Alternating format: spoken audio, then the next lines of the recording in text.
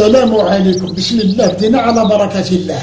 خوتي هذا اللي قاعدين نشوفوا فيه هاجين تاع طائر البسبوسي اللي هو ميلي تاع الصورة تاعنا، والحمد لله هذا غني عن التعريف.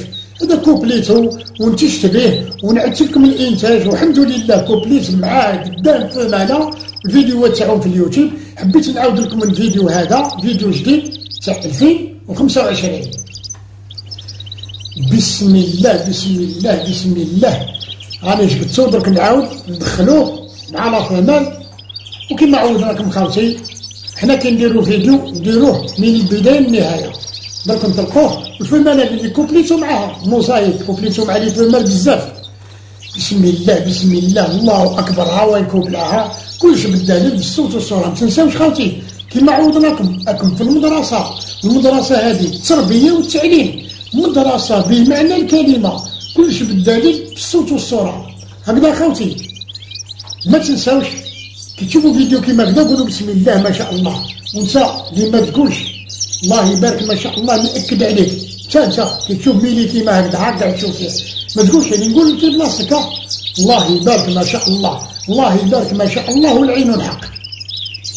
ها هي لا فمال قدامكم، ها زاد كوبلاها الله اكبر الله اكبر الله اكبر. خاوتي انا ملي كنكوبلي يعني كوبلي كلش مع بعضها. دوك نزيدو نطلعو شوفوا المقنين 2017 الله يبارك ما شاء الله. القوة القوة القوة هاكم قاعدين تشوفوا. هذا هو الحصون القاسمتين الأصيل. بسم الله بسم الله. القوة القوة هذا قوة الله أكبر. القوة القوة القوة تتكلم. قل يا أخي المدرسة شوف خويا هاو قدامك كلش بالدليل بالصوت والصورة. وهذا هو الحصون القاسمتين الأصيل. كلمة الحصون القاسمتين الأصيل هاد ثقيلة في الميزان. أحسن سلالة كسبتها في حياتي. تفرج يا أخي وقول بسم الله ما شاء الله الله يبارك ما شاء الله والعين الحق. هكذا خوتي هذا الميلي اللي ما شافوش من قبل روح يا أخي دخل اليوتيوب درك تشوف. هذا حبيت نعاودو برك.